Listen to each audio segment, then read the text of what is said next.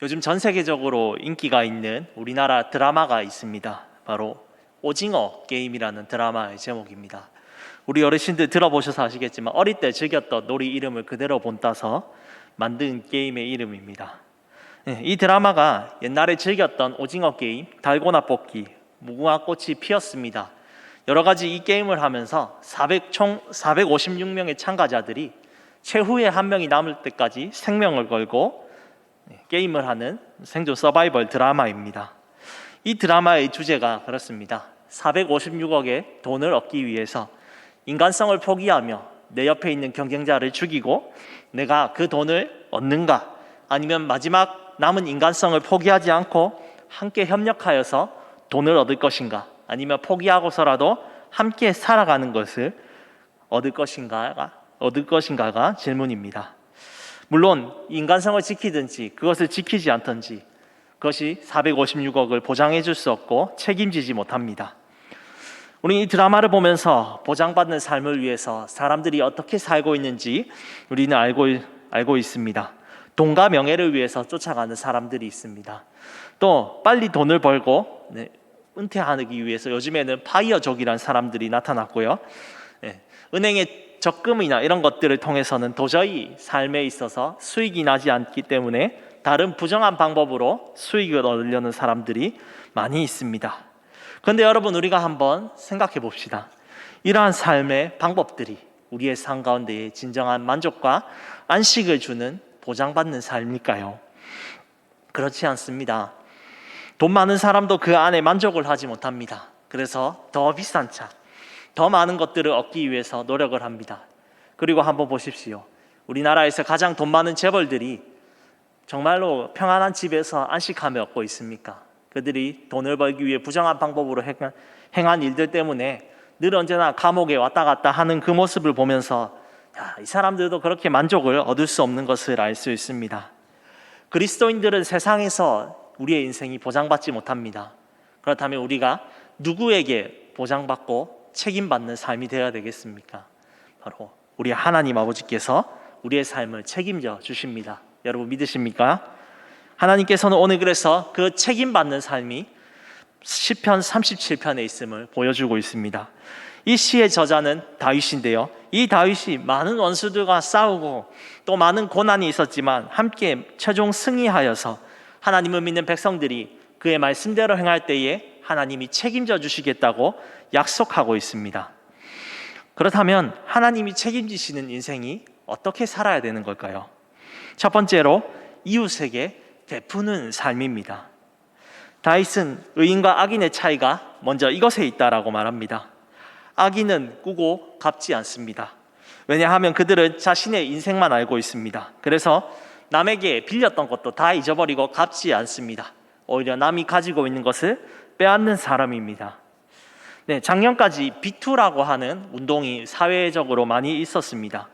과거에 자신이 삶이 힘든 사람이 다른 사람에게 돈을 빌렸는데 몇십 년이 지나도 그 사람에게 돈을 갚지 않았습니다.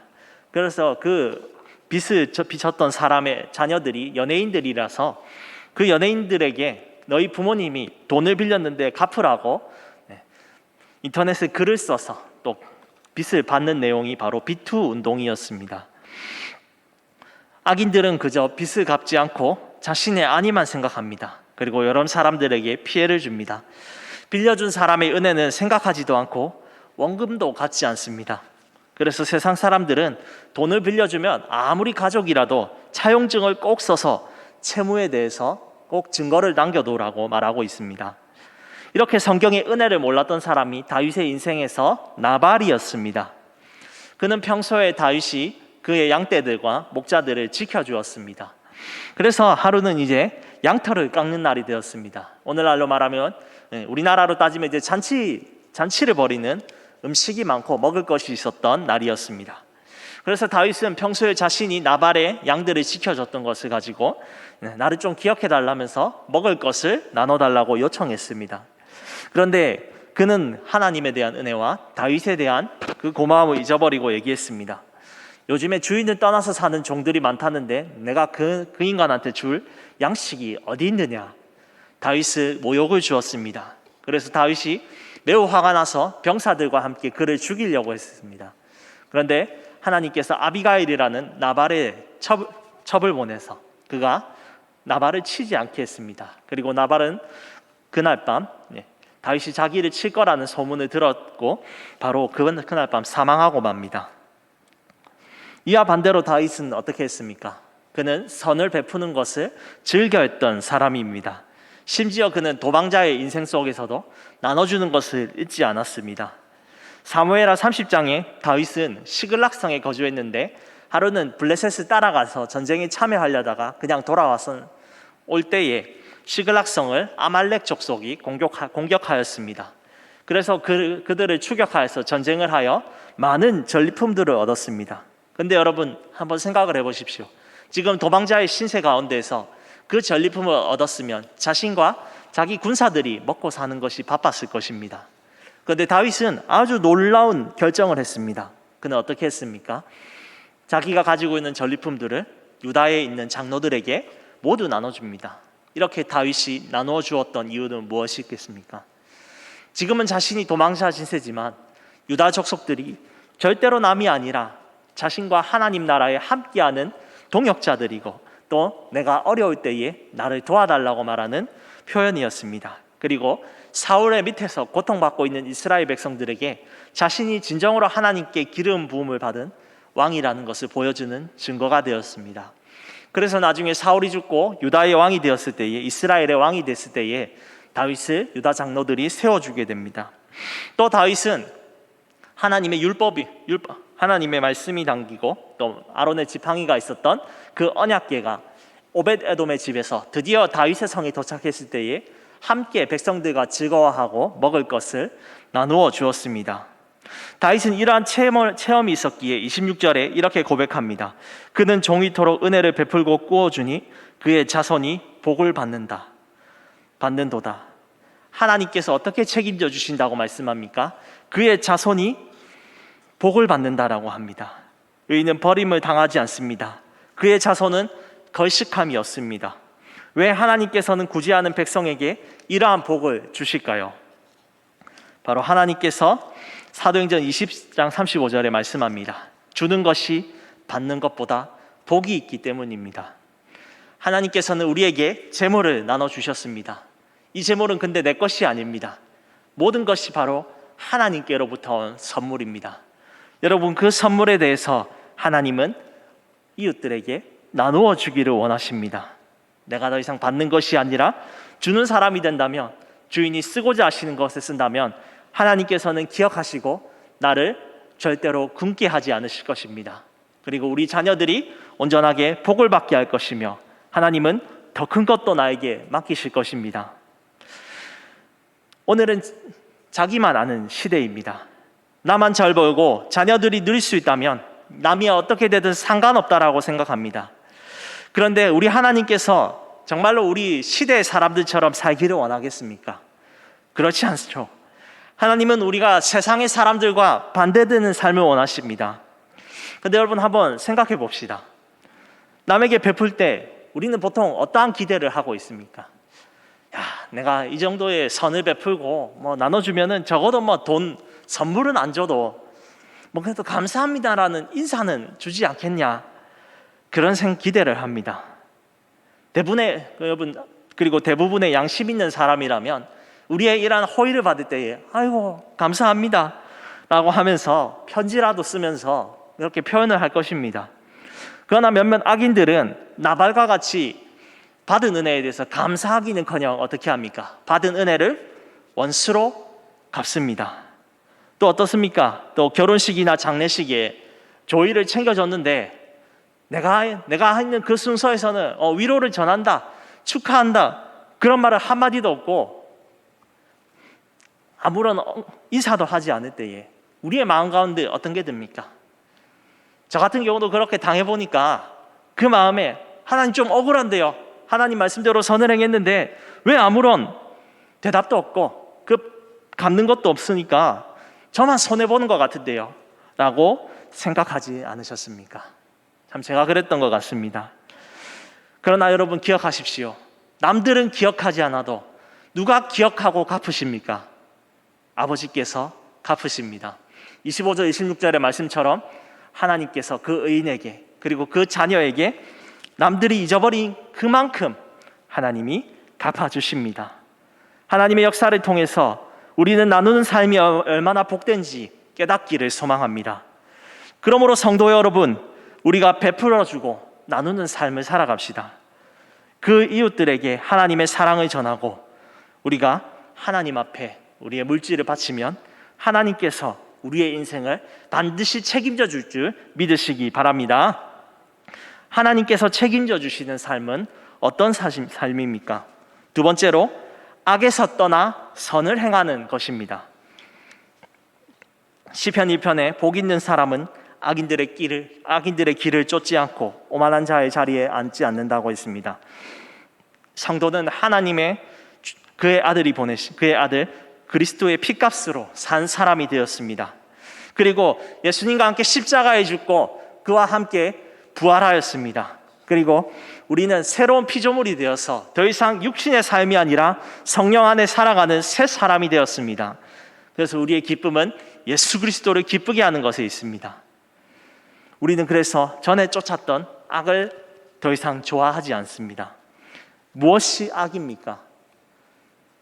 세상의 법에 저촉되지 않는 것을 세상은 악이라고 합니다. 저촉되는 것을 악이라고 합니다.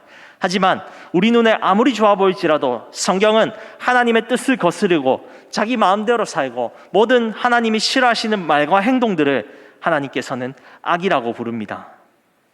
그런데 이제는 우리가 그 악에서 벗어나 선으로 살아가는 사람입니다. 다윗은 자신이 하나님께 선택받은 왕이었기 때문에 무조건 복을 얻지 않았습니다. 그는 복을 얻지 못했을 때가 언제였습니까? 바로 하나님을 벗어나 범죄했을 때 그 복을 받지 못했습니다. 다윗은 어떤 죄악을 지었습니까? 우리아로부터 그의 아내 밧세바를 빼앗는 강간을 범했습니다. 또 어떻게 했습니까? 전장터에 우리아를 직접적으로 죽이는 죄를 지었고 하나님 앞에 거짓말을 했습니다. 그렇게 함을 통해서 자신의 왕조가 칼이 떠나지 않았고 자신의 모든 첩들이 아들에게 범해지는 심판을 받았습니다. 또 말년에는 이제 이 나라를 보니까 하나님의 은혜보다는 내가 잘났는데 오늘 한번 인구조사해보자 라고 며칠 동안 그러니까 하나님께서 그 교만에 대한 징벌로 이스라엘 왕국에 전염병을 3일 동안 일으키셔서 수만 명의 사람들이 죽게 되었습니다. 여러분, 다윗이 죄질로 놓고 보면은 우리가 지었던 죄들보다 더 차고 넘쳐납니다. 그러나 다윗의 위대한 점은 무엇입니까? 다윗의 위대한 점은 바로 악한 길에서 떠나 회개하고 하나님의 편에 서는 의의 길을 끝까지 걸어갔기 때문입니다. 죄에서 돌이켰습니다. 그리고 다시 백성들을 향하여서 하나님의 말씀으로 다스리게 하고 그리고 다윗은 믿음으로 이방 땅을 정복했습니다. 왜냐하면 악에서 떠나 선을 행하면 하나님께서 그 나라와 개인에게 회복을 시켜주시고 넘치는 복을 주겠다고 신명기 28장에 얘기하고 있기 때문입니다. 성도가 때로 선을 행하는 것이 요즘에 참 손해보는 것 같습니다. 회사에서 어떻게 말합니까? 오늘 이렇게 이중장부를 쓰면은 너에게 보너스를 줄게. 우리 좋은 게 아니겠냐? 라고 하면서 그냥 넘어가자 라고 얘기하고 있지는 않습니까? 그럴 때에 정의롭게 살아간다는 것이 얼마나 어렵고 힘이 들겠습니까? 그런데 여러분, 우리가 그 선한 것을 행할 때에 세상에는 손해보는 것 같아도 하나님께서는 그를 결코 내버려 두지 않습니다. 의인에게 대해서 하나님께서 결코 내버려 두지 않으시고 그 자손들이 하나님 앞에 영원히 보호를 받는다라고 28절에 말씀하고 있습니다. 결국 하나님 앞에 의롭게 살고 세상에 선하게 살았던 사람들이 누가 있었습니까? 왕들이 4명이 바뀌어도 하나님 앞에 신실하게 살았던 다니엘이 그렇게 살았고 하나님의 말씀대로 이웃들을 살리고 하나님 앞에 선하게 살았던 요셉이 그런 사람들이었습니다. 미국 남북 전쟁에 대해서 잘 알고 있을 것입니다. 이때의 대통령이 링컨 대통령이었습니다. 그때의 사람들이 이렇게 외쳤습니다. 링컨 대통령님, 우리 북미국이 이길 수 있도록 우리가 하나님께 기도합시다 라고 할 때 링컨은 단호하게 얘기했습니다. 여러분, 우리는 하나님이 우리를 이기게 해달라고 기도하면 안 됩니다.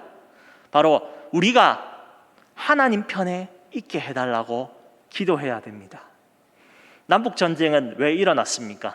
남미국에서는 농장을 하고 있었는데 노예를 해방시켜주기 싫었습니다. 또 북미국은 공장을 만들어서 많은 인력들이 필요했습니다. 그래서 노예들을 해방시켜서 노동자로 취직해서 그들의 이익을 위해서 살고 싶었습니다. 하지만 링컨은 그렇게 얘기하면서 하나님 편에 설 수 있게 해달라고 기도할 때에 결국 하나님은 누구 편을 들어주셨습니까? 바로 노예를 해방해서 모든 사람들이 평등하다는 하나님의 가치를 싸워 이긴 북미의 편을 들어주셨습니다. 무엇이 우리가 선을 행할 수 있는 기준입니까? 시편 119편 5절에는 이렇게 말합니다. 주의 말씀은 내 발의 등이요 내 길의 빛이니이다. 하나님의 말씀이 내가 선을 행하는 기준이 됩니다. 이것이 내가 어떻게 하면 망하는지, 내가 어떻게 하면 잘 되는지 가르쳐 줍니다. 오늘도 나는 하나님의 말씀을 읽고 그것에 대해서 깊이 묵상하고 있습니까? 아니면 내가 원하는 정욕과 세상의 좋은 것을 따라 살아가는 삶을 살고 있습니까? 우리는 그 말씀을 읽고 우리 삶의 묵상함으로 온전히 순종하여 하나님 앞에 기쁨이 되는 인생이 되기를 원합니다. 듣고 행하는 자에게는 하나님께서 정오의 빛과 같이 우리를 높여주실 것입니다. 혹시 죄 가운데 있어서 그것 때문에 괴로워서 선을 행할 수 없는 분이 있습니까? 다윗은 우리보다 더 많은 죄를 지었지만 하나님 앞에 철저히 회개하고 끝까지 선하게 삶을 통하여서 하나님은 이스라엘 모든 후대 왕들 가운데에 다윗을 기준으로 삼았습니다. 요한 1서 3장 9절에는 말합니다. 하나님께로부터 난 자마다 죄를 짓지 아니하느니라. 이 말은 우리가 아예 죄를 짓지 않는다는 말이 아닙니다. 때로는 넘어지고 실수합니다. 때로는 다윗처럼 뭔가 습관적인 죄에 빠지기도 합니다. 하지만 성령 안에서 내가 죄에 대해서 깨닫고 다시는 짓지 않겠다고 노력하고 힘쓰는 자라는 것을 하나님께서 말씀하고 있습니다. 우리가 모든 악에서 벗어나 하나님 편에 서기 원합니다. 늦었다고 생각할 때가 가장 빠른 때입니다. 주님 앞에 우리가 선하게 살지 아니하면 하나님께서는 우리를 다시 선한 길로 오게 할 때까지 연단시킬 것입니다. 그러나 기쁨으로 즐겁게 신실하게 선하게 사는 자들에게는 하나님의 선하심을 내가 즐겁게 순종하게 될 것입니다. 그리고 하나님은 나를 통하여 온 세상에 하나님 말씀대로 살아가는 선한 자가 있음을 보여지게 하실 것입니다. 성도 여러분, 한 주간 악한 세상에서 그 말씀으로 사는 선한 우리가 되기를 소망합니다. 마지막으로 하나님이 책임지시는 인생이 어떤 것입니까? 하나님 나라를 소망하는 것입니다. 다윗은 악인이 멸망하여 끊어지지만 의인은 결국 그 자손이 영원히 보호를 받으며 무엇을 얻게 된다라고 얘기하고 있습니다. 그 무엇을 얻게 되는지 29절을 우리 함께 읽겠습니다. 의인이 땅을 차지하며 거기서 영원히 살리로다. 구약에서 땅은 하나님이 약속하신 땅입니다. 이 땅은 자신의 능력과 힘으로 얻을 수 있는 것이 아닙니다. 무엇으로 얻을 수 있습니까? 바로 그 약속을 믿으며 한 걸음을 내딛는 사람의 것이 바로 그 약속의 땅이었습니다. 이것을 얻은 구약의 사람들이 바로 갈렙이었습니다. 여러분, 갈렙이 땅을 얻을 수 있을 정도로 전쟁을 할 수 있는 근육질의 사람이었습니까? 아닙니다. 그는 나이가 85세나 된 노인이었습니다. 그럼에도 그는 여호수아에게 가서 얘기합니다. 여호수아여, 하나님께서 나에게 약속하셨던 40년 전에 그 땅을 나에게 주소서, 내가 가서 밟겠습니다 라고 하여서 그는 헤브론 땅을 얻었습니다. 또 다윗이 그 약속의 땅을 얻는 가장 큰 사람이 되었습니다. 다윗 이전에 400년 동안의 사사기의 시대 동안 사람들은 하나님의 약속을 의지하지 않았습니다. 저기 저 보이는 가나안 족속들을 보니까 키가 한 190은 넘어가는 것 같고 그들이 들고 있는 손에 있는 무기들은 철제로 된 무기들인데 내가 가지고 있는 건 청동 무기 아니면 농기구밖에 없는데 무슨 쟤들하고 싸워서 이기겠어. 그냥 쟤들하고 사이좋게 지내면서 이방 신을 섬기지 라고 하나님의 약속을 포기했습니다. 그런데 다윗은 하나님을 향한 신실한 약속의 믿음이 있었습니다. 믿음으로 그 땅을 밟으면 온 땅을 차지할 것이라고 믿었습니다. 그래서 다윗은 하나님의 약속의 말씀을 믿으며 전쟁을 벌였고 온 이스라엘 땅을, 온 가나안 땅을 정복하게 되었습니다. 그리고 그 믿는 백성들에게 얘기합니다. 하나님의 말씀 안에 지키고 그 나라를 바라보는 자들에게는 하나님께서 그 땅을 주실 것이다라고 얘기합니다. 오늘 이 구약의 시대를 넘어서 오늘 우리를 한번 봅시다. 우리에게 이 말씀은 무엇이겠습니까? 땅을 차지한다. 하나님께서 땅을 주신다면 서울에 땅을 주시면 좋겠다. 요즘에 10억이 넘어간다던데 하나님 우리를 부자로 만들어 주시면 참 좋겠습니다. 네, 그렇게 하시면 오해하고 있겠죠. 하나님이 주시는 땅은 어디입니까? 서울의 땅보다 더 좋은 곳이 있습니다. 그것은 바로 어디입니까? 바로 하나님 나라입니다. 여러분, 그것이 우리의 가장 영원한 땅임을 믿으시기 바랍니다. 이 하나님 나라를 주었다는 게 어떤 것이 있습니까? 이 땅이 썩어질 땅이 아니라 우리에게 영원히 주어지는 소유이고 기업입니다. 이 땅에 사는 자들에게는 슬픔이 변하여 기쁨이 될 것이고 근심이 변하여 찬송이 되는 그것이 하나님 나라가 주는 복입니다. 마태복음 5장에서 8복에서는 말합니다. 심령이 가난한 자는 천국이 그들의 것이다 라고 말합니다. 심령이 가난하다는 것은 무엇입니까? 내가 아무리 온 세상의 것을 둘러봐도, 내 자신에게 있는 것을 둘러보아도 내 삶과 나의 영혼을 만족시킬 수 있는 것은 아무것도 없다. 다만 만족시킬 수 있는 게 있다면 오직 하나님과 그분이 주시는 은혜만이 나의 영혼을 만족시킬 수 있다. 그것을 추구하는 믿음이 바로 하나님을 의지하고 심령이 가난한 자의 믿음입니다. 성도 여러분, 온 세상 가운데에 하나님께서 우리의 믿음이시고 우리의 의지가 되심을 믿으시기 바랍니다. 세상을 한번 보십시오. 여야 정치인 떠나서 그 자녀들과 본인들은 가지고 있는 돈과 권력으로 얼마나 그 정치, 법에 있는 망을 잘 빠져나가고 있습니까? 부모님의 백을 써서 좋은 대학에 입학하고 또 벌금도 받지 아니하고 빠져나가는 모습을 보면 이 세상에 정의가 있는 걸까? 이 세상에 우리가 착하게 살고 하나님 말씀대로 사는 게 어리석어 보이는 것 같아. 그렇게 여겼을지 모르겠습니다. 그런데 여러분, 이 세상에 결국 주관자이신 분은 누구이십니까? 하나님 아버지이십니다. 지금 우리 눈에는 당장 불의의 사람들과 정치 지도자들이 세상을 다스리고 자신들의 권력으로 법 없이 사는 것 같습니다. 그러나 종말에 하나님께서 그들을 심판대 앞에 반드시 벌하실 것입니다. 그래서 주님께서는 이 멸망할 시대 속에서 우리가 하나님의 방식대로 사는 삶을 원하십니다. 그래서 교회를 부르셨습니다. 그리고 우리 수정교회의 영원한 비전이 무엇입니까? 제자 공동체로서 하나님 앞에 건강하게 자라가는 것입니다. 하나님의 말씀을 즐거워하고 하나님이 주시는 은혜를 바라보면서 즐거워하는 삶을 사는 그것, 바로 하나님 나라를 소유하는 사람들입니다. 의인은 오직 자신을 구원하는 하나님을 바라봅니다. 하나님 나라는 이 옛날의 시대와 다르게 예수 그리스도의 오심을 통해 임하신 새 나라입니다. 우리는 옛 땅의 기업과 재산에 관심을 가지지 맙시다. 오직 그 나라를 바라봅시다. 그런데 하나님 나라가 구체적으로 무엇입니까?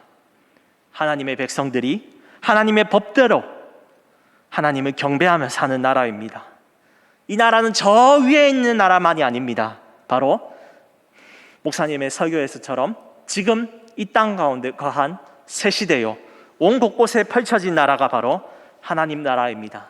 그 모델이 바로 우리 수정교회로부터 시작될 것입니다. 성도는 이 하나님 나라의 유업을 위해서 바라보는 사람입니다. 그래서 그들은 다른 세상의 백을 믿지 않습니다. 세상의 다른 백을 믿는 사람들은 하나님께서 말씀합니다. 여호와의 어린 양의 원수의 기름과 같이 다 없어질 것이다. 그러나 하나님을 의지하는 사람들은 무엇을 얻습니까? 의인이 7번 넘어질지라도 하나님께서 그 의로운 오른손으로 반드시 붙잡아 주신다고 합니다. 우리의 피난처가 되시고 방패가 되실 것입니다. 성도 여러분, 우리의 삶 가운데에 그 하나님 나라를 바라보며 살고 계십니까? 먹고 사는 것이 바빠서 목사님 그건 모르겠어요. 저는 오늘의 양식과 월급을 바라보면서 사는 게 제 소망이에요. 성경의 삶은 주일과 상관이 있고 나는 이 세상에 쳐내고 살아가기 바쁩니다 라고 생각하는 게 아마 우리의 삶이 아닐까요? 그런 우리에게 가장 설레이고 바라는 소망이 무엇입니까? 바로 하나님 나라입니다. 그 나라의 비전은 우리를 구별하여 살게 합니다. 바로 그 나라가 완성되는 것을 하나님이 우리에게 맡겨주셨습니다. 여러분, 우리가 하나님 앞에 선을 행하고 구제하고 또 그 나라에 바라보면서 하나님만 의지하는 그 모든 것들이 하나님 나라가 완성되기 위한 초석입니다. 다윗처럼 내 삶에 주어진 것에 그 말씀대로 순종하고 하나님의 자녀답게 살면 반드시 그 나라가 완성되어 갈 줄 믿으시기 바랍니다. 때로는 악인이 잘 되는 것처럼 부럽습니다. 저거 언제 망할까? 오히려 나보다 돈 잘 벌고 명예를 잘 타는 것 같습니다. 그러나 여러분, 그 하나님께서 곧 임하실 그 심판 가운데에 그들은 잠시도 견디지 못하고 사라질 것입니다. 특별히 얼마 전부터 계속해왔던 아프간 사태 속에서 그들을 괴롭히는 탈레반과 같은 악한 무리들은 하나님의 그 준엄하신 심판대 앞에 속히 멸망하고 여호와의 기름처럼 탈 것임을 믿으시기 바랍니다. 여러분, 그 하나님의 나라가 완성됨을 믿으면서 그 나라를 완성시켜 가기를 소망합니다. 시편 37편은 제가 제일 좋아하는 찬양 시입니다. 중고생 시절부터 답답하고 어려운 일이 있을 때마다 어머니께서 이 시를 보여주면서 얘기했습니다. 서우가 봐라, 우리 삶에 아무리 어렵고 힘들어도 하나님께서 악인들은 어떻게 하시고 우리들을 어떻게 높여주시는지 보거라. 힘들고 어려울 때마다 이 시를 본다면 정말 하나님의 약속이 이루어지는 것을 다시금 믿으며 지금까지 달려왔던 것 같습니다. 성도 여러분, 이 시를 볼 때마다 우리에게 주시는 그 책임을 주시는 그 삶이 우리가 믿을 때에 하나님 앞에 우리가 그것을 즐거움으로 받기를 소망하며 이것을 경험하는 우리가 되기를 소망합니다. 성도 여러분, 하나님 앞에 우리가 그 말씀 안에서 선을 베풉시다. 우리 이웃들에게 하나님의 그 뜻 안에서 주님의 그 이웃을 살리며 하나님의 재물을 우리가 기쁨으로 사용합시다. 그래야 하나님이 우리에게 더 큰 것을 맡겨줄 줄 믿습니다. 또한 우리가 아무리 악하고 어지러운 시대 가운데 살지만 선을 행하여 하나님의 그 믿음의 백성이 살아있음을 온 세상 가운데에 보여주시다. 데살로니가전서 6장 9절에는 어떻게 말합니까? 우리가 선을 행하되 낙심하지 말지니 포기하지 아니하면 때가 이름에 거두리라 라고 말씀하십니다. 영원히 썩지 않을 그 나라가 있습니다. 그 하나님 나라, 우리는 그것을 바라보며 하나님만을 의지하고 원수들이 어떻게 되든지 우리는 그 나라가 완성되는 그것에 전심전력으로 달려가는 사람들이 되기를 소망합니다. 그것을 믿고 살아갈 때에 하나님께서 우리의 삶을 책임져 주시기를 믿으시기 바랍니다.